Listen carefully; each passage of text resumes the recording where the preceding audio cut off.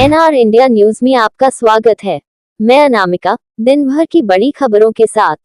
पत्रकार सुरक्षा कानून बनाने के लिए सड़क से लेकर संसद तक संघर्ष करेगी इंडियन जर्नलिस्ट एसोसिएशन। अर्थ, शक्ति, जाति धर्म से प्रभावित होकर पत्रकारिता न करें। देवानंद सिन्हा, औरंगाबाद, महाराष्ट्र से नसीम रब्बानी की रिपोर्ट।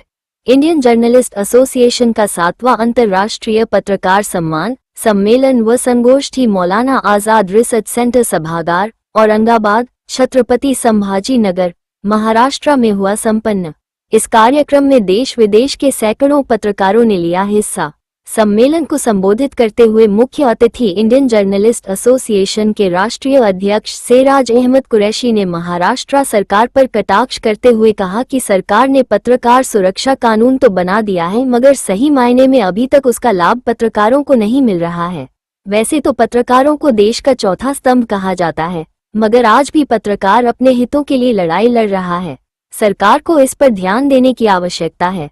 पत्रकार सुरक्षा कानून बनाने के लिए सड़क से लेकर संसद तक संघर्ष करेगी इंडियन जर्नलिस्ट एसोसिएशन।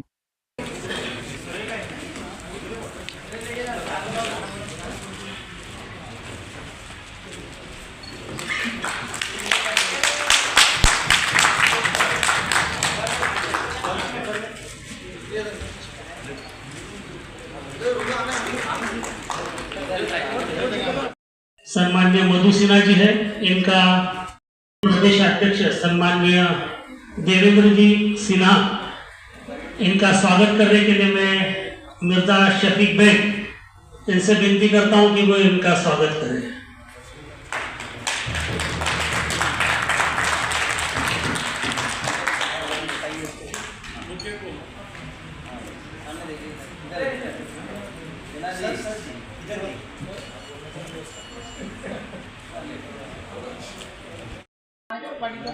सामने देखिए, जो हमारी बातों को सुनना चाहते हैं या मेरे संगठन के बारे में जानना चाहते हैं, इन सब बातों के पहले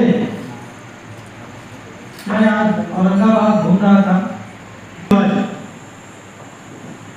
इसके बारे में मैंने पूछा तो मैंने सोचा कि अपनी स्पीच का आगाज भी जय मल्हार और जय शिवाजी के नाम से ही मराठवाड़ा की इस धरती पे औरंगाबाद में आए हुए सभी ऊर्जावान पत्रकार साथियों का सबसे पहले तो हम इंडियन जर्नलिस्ट एसोसिएशन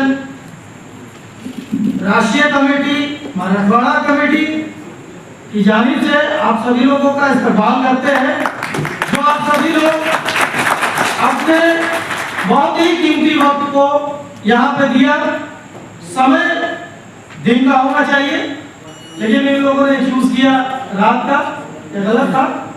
मैंने कहा था, मैंने पहले भी कहा था इन लोगों से, कुछ चूक हुई, नए लोग हैं, ठीक है, सुधार होगा। हमारे अंसारी साहब ने भी कई बातें कही, पाटिल साहब ने भी बातें कही, लेकिन कुछ बातें मैं भी कहना चाहता हूं। जैसा कि पत्रकारों के बारे में और पत्रकारिता के बारे में हमारे कई साथियों ने अपनी बातों को बहुत गंभीरता से रखा,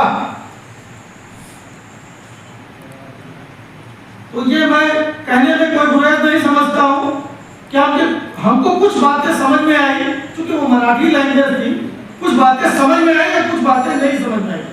लेकिन मैं अपनी भाषा में हिंदी में मैं बता रहा हूं कि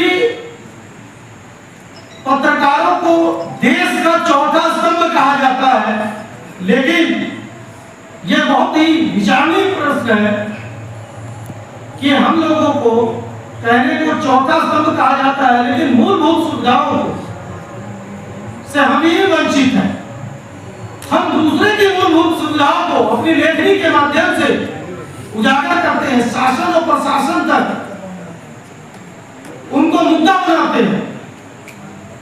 सरकार की कार्य योजना तैयार करने में पत्रकारों की बहुत महत्वपूर्ण भूमिका होती है, लेकिन यह बहुत गंभीर विषय है कि सरकार आम जनमानस के बारे में तो सोचती है, कामगारों के बारे में सोचती है, गरीबों के बारे में सोचती है। सोचती है, लेकिन हम देश के चौथे स्तंभ पत्रकारों के बारे में नहीं सोचती है।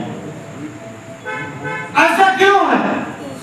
यह भी एक बड़ा विषय है। सिर्फ हम सरकार के ऊपर इस बात को नहीं थोपेंगे, इसमें कहीं ना कहीं हमारी भी कमियां हैं। वो कमियों पे हमको विचार करने की आवश्यकता है। कैसे क्या कमियां हैं हमारे अंदर कि सरकार हमारी बातों को हमारी लेखनी के माध्यम से जो हम मुद्दे उठाते हैं आम जनमानस के, उस पर ध्यान देती है, लेकिन हम पत्रकारों को ही नहीं ध्यान देती है। 4 लोगों के बीच में बैठा हुआ एक जनप्रतिनिधि जिसकी बातों को हम लिखते हैं और वो नेता बनता है, नेता से जनप्रतिनिधि बनता है, यानी खासदार आमदार आप लोग यहाँ कहते हैं जिसको। लेकिन जब वो खासदार आमदार बन जाता है तो वही व्यक्ति हम पत्रकारों के बारे में नहीं बोलता है। पत्रकारों की सुरक्षा की बात आती है तो सबसे पहले एकता की बात आने लगती है, अपने ही में बातें उठने लगती है, संगठनों की एकता की बात आने लगती है। भाई बात पत्रकारों की एकता, संगठन की एकता की क्यों हो रही है? ये तो सरकार का विषय है। हम चौथे स्तंभ है, हमको मूलभूत सुविधाएं क्या दिया है सरकार ने, ये सोचने का विषय है। इसके साथ साथ समय बहुत ज्यादा है, हो चुका है, लेकिन मैं कुछ बातों को रखना चाहता हूं।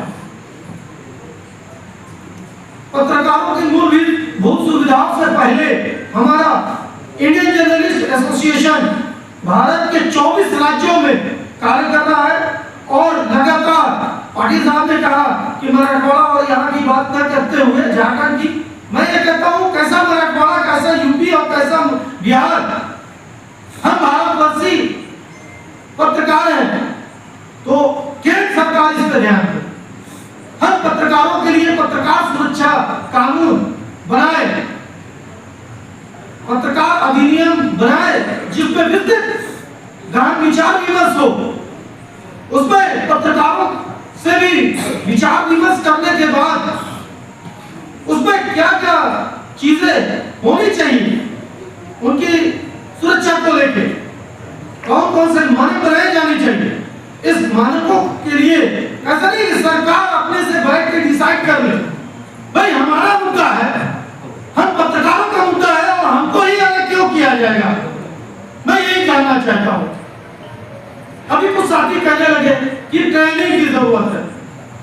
भाई हम किसी की समस्या उठाते हैं तो हमको ट्रेनिंग की जरूरत नहीं पड़ती है, होनी चाहिए ट्रेनिंग, अच्छी चीज है, उससे जो नौजवान पत्रकार है जागृत होंगे। लेकिन मैं ये कहना चाहता हूं कि अगर हम खबर लिखते हैं तो हमको ट्रेनिंग की जरूरत नहीं पड़ती है और सरकार उस पर, सरकार और प्रशासन, केंद्र की सरकार हो या प्रदेश की सरकार हो, उसको अपनी कार्ययोजना में लाती है, उस पर कार्रवाइयां होती है, उस पर तबादले होते हैं। लेकिन जब पत्रकारों की बात आ रही है तो आप आपस में ही मतभेद हो जा रहे हैं, ऐसा क्यों हो रहा है? ये बहुत बड़ा प्रश्न है। आज पत्रकारिता पे बहुत बड़ा एक तोहमत लग रहा है कि भारतीय पत्रकारिता में गिरावट आई है। वो क्यों आई है, इस पर भी सोचने की विषय है। कोई कहता है प्रिंट मीडिया जिम्मेदार है, कोई कहता है सोशल मीडिया जिम्मेदार है, कोई कहता है इलेक्ट्रॉनिक मीडिया जिम्मेदार है। भाई मैं कहता हूं कि कोई मीडिया जिम्मेदार नहीं है। और रही बात प्रिंट मीडिया की, तो प्रिंट मीडिया तो हर जमाने में रहा है। कुछ लोग हैं